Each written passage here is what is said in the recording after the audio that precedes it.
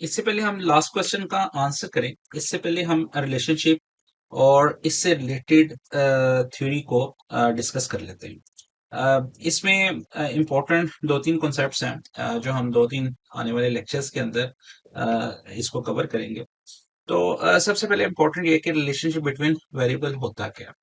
और अक्सर actually data analysis के बहुत सारे टास्क के अंदर हमें रिलेशनशिप आइडेंटिफाई करना पड़ता है बिटवीन टू वेरिएबल्स। रिलेशनशिप का मतलब ये होता है कि अगर हम किसी एक वेरिएबल में कोई चेंज करें तो उसका अफेक्ट दूसरे वेरिएबल पे कितना है। अगर आप एक एग्जांपल से इसको हम समझ लेते हैं कि लेट्स से एक स्टडी की जा रही है कि वेट लॉस के ऊपर, तो उसमें हम डेटा गेट कर रहे हैं दो तरह का, एक मेटाबॉलिक रेट है और दूसरा लीन बॉडी मास है। ये दो पैरामीटर हैं, कोई लेट्स से हमें अगर ये भी नहीं मालूम है तो ये हम कह सकते हैं it is the x1 variable and it is the x2 variable.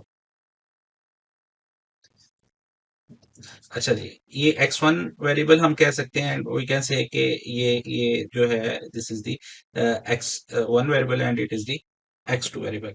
अब यहाँ पे ये दोनों रेट्स क्या आपस के अंदर एक दूसरे के ऊपर डिपेंडेंस हैं या नहीं है, और ये उनका कुछ डाटा, इस स्टडी का डाटा है कि हमारे पास ये कुछ लोगों के 90 इन पीपल के we have this data with us, और इसमें हमारे पास अगर किसी एक ए का मास जो है दैट इज 62 और इसका जो रेट है मेटाबॉलिक रेट है दैट इज 1792। इसी तरह नेक्स्ट एक एंट्री है उसमें इसकी वैल्यू 62.9 है और इसका रेट 1666 है। इसी तरह सो ऑन ये चलता जा रहा है। तो इसी तरह ये दूसरा सेट ऑफ रिकॉर्ड्स है, ये टोटल 19 रिकॉर्ड्स है हमारे पास।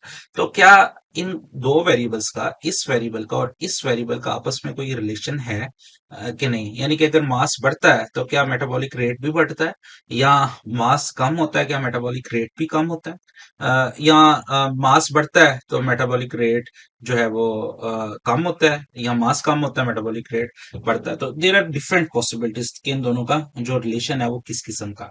तो इस डाटा की बेस पे और इस तरह की बहुत सारी दूसरी रिक्वायरमेंट की बेस पे many time we have to identify the relation between these two variables और दीज टू डाटा एट्रीब्यूट्स। तो ये रिलेशन जो हम जो रिलेशन हम फाइंड करते हैं, इसको फाइंड करने के लिए से पहले एक दफा हम क्विकली ये देख लेते हैं कि रिलेशनशिप की व्हाट आर दी पॉसिबिलिटीज। एक पॉसिबिलिटी ये है कि अगर हम जो मैंने अभी ये चीजें रिपीट भी की हैं कि मास इंक्रीज कर रहे हैं तो मेटाबॉलिक रेट भी इंक्रीज हो रहा हो, और अगर हम मास इंक्रीज कर रहे हैं तो मेटाबॉलिक रेट शार्पली इंक्रीज कर रहा हो। ये थोड़ा सा इंटरेस्टिंग बात है कि इसमें जो है इंक्रीज हो रहा है सिर्फ, और इस वाले केस के अंदर जो है वो हम कह रहे हैं कि शार्पली इंक्रीज हो रहा है। तो ये दोनों डिफरेंट टाइप ऑफ रिलेशनशिप हैं, एक को हम वीक रिलेशन कहते हैं और एक को हम स्ट्रॉन्ग रिलेशन कहते हैं।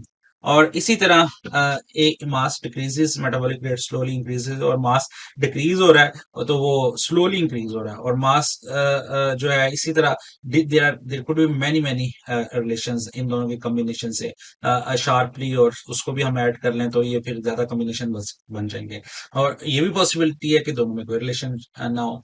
तो इस तरह की बहुत सारी पॉसिबिलिटीज हो सकती हैं। अब ये कैसे हम आइडेंटिफाई करेंगे कि ये जो डाटा गिवन है, इस गिवन डाटा की बेस के ऊपर हम ये डिसाइड करें कि ये इन दोनों के दरमियान रिलेशनशिप क्या है। डाटा हमारे पास होगा लेकिन हमने रिलेशनशिप की टाइप आइडेंटिफाई करनी है।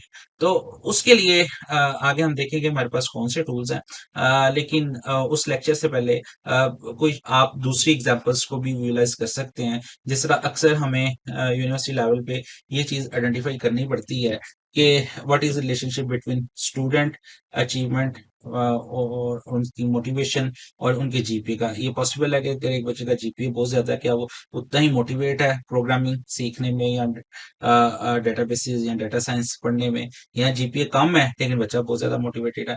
तो क्या ये पॉसिबिलिटी है? ऑफ कोर्स ये डिपेंड करता है गिवन डाटे पे, लेकिन ये एक्चुअली हमें मे बी किसी स्टडी के अंदर हमें इसकी जरूरत पड़ सकती है। इस तरह क्या एंटी टेस्ट मार्क्स किसी भी यूनिवर्सिटी में क्या वो प्रिडिक्ट कर सकते हैं कि बच्चा प्रोग्रामिंग में अच्छी परफॉर्मेंस करेगा। तो अगेन ये भी एक तरह का रिलेशनशिप है।